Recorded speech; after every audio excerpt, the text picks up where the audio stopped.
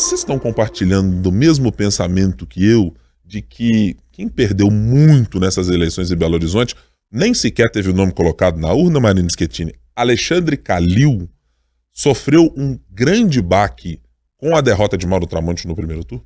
Eu concordo muito. Quero só fazer um adendo aqui rapidinho para dizer isso, né? Que a eleição, nem sempre você ser eleito é o que você traz, colhe de frutos dela. Às vezes você consegue fazer uma bancada expressiva na Câmara Municipal, às vezes você consegue ganhar projeção para uma eleição lá na frente, então não é porque não foi para o segundo turno, porque não foi eleito, que não tirou alguma coisa dessa eleição. Mas voltando ali, eu acho que o grande perdedor dessa eleição foi mesmo Alexandre Calil.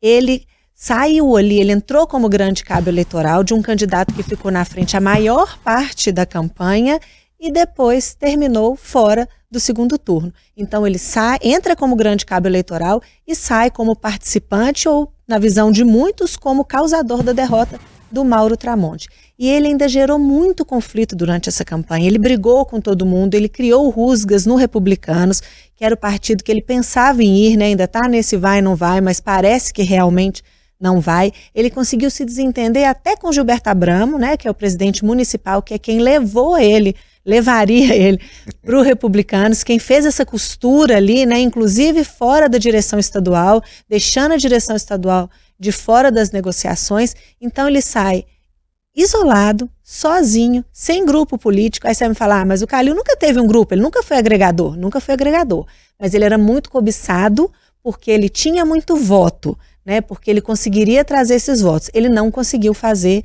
isso na campanha do Mauro Tramonte. Então é mais uma perda, lembrando que ele já tinha perdido a eleição de 2022. E de 2022 para cá, ele deu uma guinada assim, tão forte, de uma estrela no peito e boné vermelho com Lula lá na eleição de 2022, para um partido conservador, da igreja, de direita. Então agora ele talvez fique sem Republicanos. Para onde que ele vai? Assim, será que ele consegue voltar para a esquerda, meio Carlos Viana, depois que brigou com o bolsonarismo, sabe? Então acho que ele é o meu top 1 aí. Eu vou compartilhar, mas antes quero ouvir a posição da Fran.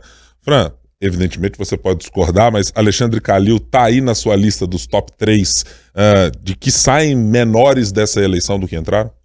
Com certeza, e eu acho que sai perdido, né, porque até do próprio eleitor, do próprio morador de Belo Horizonte olhar e não conseguir identificar mais, né. Então antes você tinha uma figura muito clara de quem era o Calil, mas essas mudanças que a Marina citou, né, antes ali com Lula, agora com Republicanos, quer dizer, agora só Deus sabe com quem, mas assim, todas essas mudanças, se perdeu quem que era aquele cara que saiu do Atlético, que falou que abria a caixa preta da BH Trans, que aprendeu a fazer política com a Câmara, tudo isso se perdeu. E com essa postura, né, em que ele entrou de muito enfrentamento, críticas para todos os lados, e assim, tem sido tido como um dos responsáveis pela derrota de Tramonte, né? Então eu acho que, e principalmente uma perda de capital político numa cidade onde ele foi prefeito, que foi bem avaliado, né? Então, assim, eu acho que ele sai perdedor, né? Para mim é o principal também, e sai sem nenhum rumo, assim,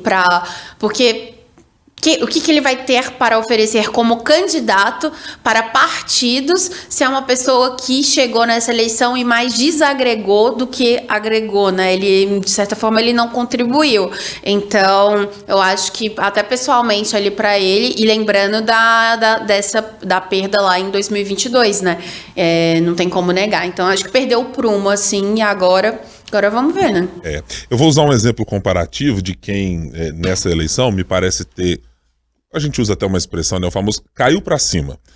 Olhava-se para, por exemplo, o presidente da Câmara, Gabriel Azevedo, e inclusive essa relação com o Alexandre Calil é muito importante para ambos, para determinar os caminhos e as definições políticas que ambos tiveram na sequência, mas talvez Gabriel Azevedo tenha sido a primeira pessoa que apontou em Alexandre Calil uma dificuldade de formar um bloco agregado no entorno dele, de ser uma pessoa que tem no seu perfil muito mais uma confiança em si mesmo do que um propósito de uma construção política que preveja fazer base, ou seja, ter vereadores numa Câmara Municipal, ter deputados estaduais que o apoiem, ter dirigentes partidários que o afiancem e digam, olha, a gente conta com você, a gente sempre que tiver uma negociação política, quer saber em qual espaço podemos utilizá-lo, porque tem um capital político para isso acontecer.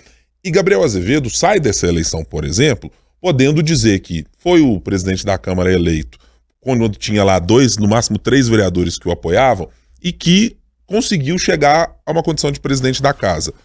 Ele sai dessa eleição com alguns vereadores que eram dessa base de Gabriel Azevedo eleitos. Ele sai com uma votação mais expressiva do que se desenhava pelas pesquisas eleitorais e talvez até pela própria perspectiva colocada pelo Gabriel Azevedo. Enquanto isso, se você olha para Alexandre Calil, você pode se fazer as mesmas perguntas. Tem algum vereador que se identifique como um calilzista? Não.